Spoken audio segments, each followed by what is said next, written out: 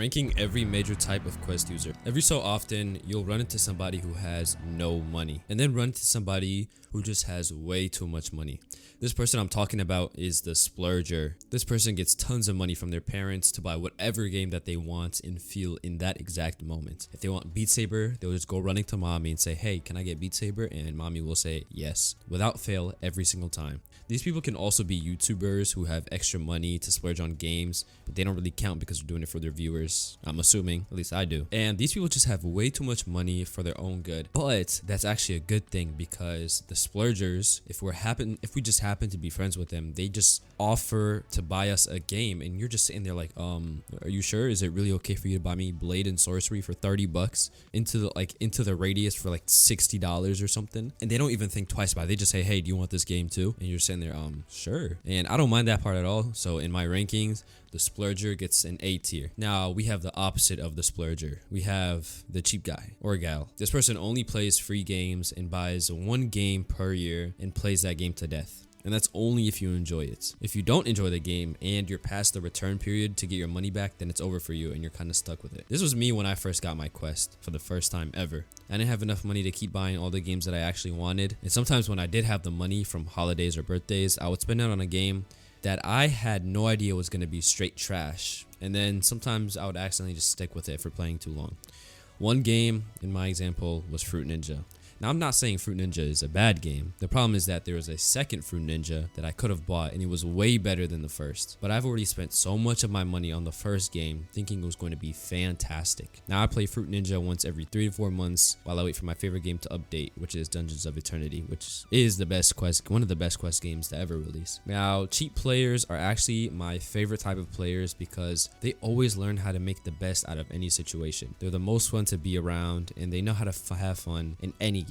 The ones with money are cool, but I feel like they aren't really as appreciative as the people who don't have much money because, I don't know, of their situation. And honestly, you guys, the people, if you're the person who doesn't have a lot of money to spend on games and not ridiculously rich, you're one of like the coolest people out there playing VR. Shout out if this is you. Let me know in the comments down below. Definitely S tier. Now, here's the worst type of player. I'm just going to say this off the bat. The most annoying one's going to be at the end of the video, but this one is just straight terrible. F tier. And I'm just going to give you the rating before I even give you the person. And this is the annoying quest user.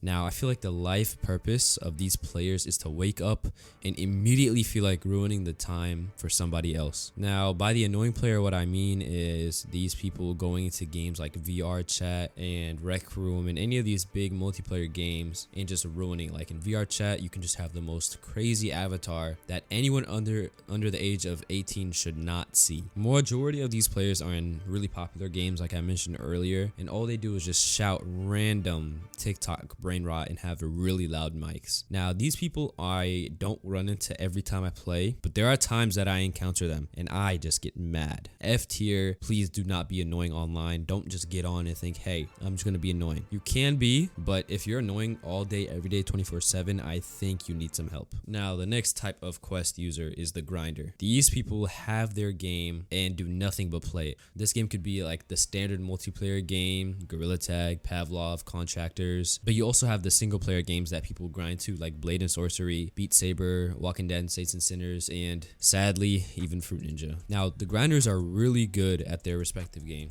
but the problem that I personally have with these types of people, and my friend is like this, who grinds a single game, is that they don't want to play any other game. I have a friend that does this, but it's just so annoying because one time I was like, yo, let's hop on a different game. Let's switch it up for once, man. Come on, I'm tired of this game too. And he goes, nah, I don't even like that game for real. But he does that for every single other game, except for a very select few. I'll say like 1 or 2. He doesn't even play anyways. I respect the grind and the dedication, but if you're a grinder, chill for a bit and play something else. You aren't missing anything if you don't play Gorilla Tag for a day or Pavlov or whatever. I'll rate these players B tier because you guys are so talented at the game that you're playing. I wish I could be goated at some of these VR games, but my talents lie in Call of Duty Black Ops 3, the best Call of Duty to ever be created. Now, the opposite of the grinder is the lazy. These people never, I mean never, want to get on the quest for absolutely no reason. One day after school, you're finally ready to relax and play some VR, and you remembered your friend also has a VR headset. You hit them up to play your favorite game like Contractors, and well, guess what? They don't want to play. Why? Why, you may ask? Your friend does not make the reason clear. But to you, the answer is as clear as daylight. The answer is as clear as a $100 bill. They're lazy.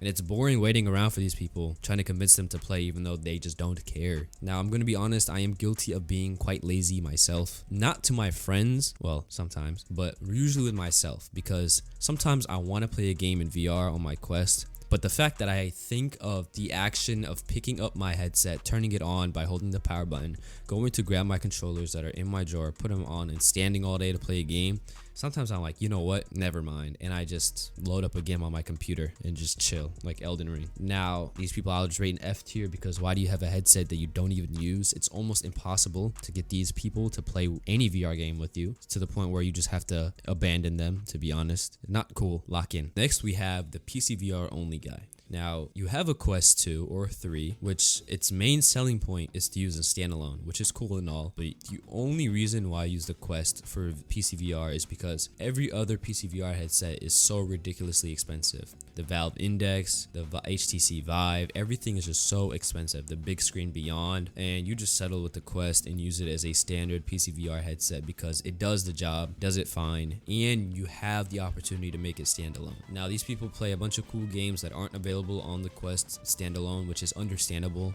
but dang, they never ever play PC standalone Quest games, which is wild to me. And they only play PC VR. Finally, the one you've been waiting for all video. Another Quest user that I want to talk about is called a hacker. Now, these people are really smart because to be a hacker, it requires existing knowledge of technology when it comes to doing anything. Now, hacking could be many things, but first let's talk about the basics: root access and sideloading. Root access lets people change system files that are restricted from the Zuckerberg himself. Sideloading is also a part of this, which is the thing that a lot of people do, including myself. Now, with sideloading, you can download way more games that are not on the official store and change many things in your environment by getting your own custom one from the internet and your own UI. Now, hacking itself is really cool and it helps you customize your headset in any way imaginable. But there's another type of hacking, and it's the one that people think when they hear the word hacker. Now, these are the people that hop into a game with otherworldly powers. Like, you should not be able to build Minecraft blocks in Gorilla Tag, and they just take these powers that they have and use it as an advantage over everybody else. This can get really annoying in multiplayer games because what you're telling me you can shoot me across the map through 3 walls, 5 houses, and 4 blocks? Are you serious? Now,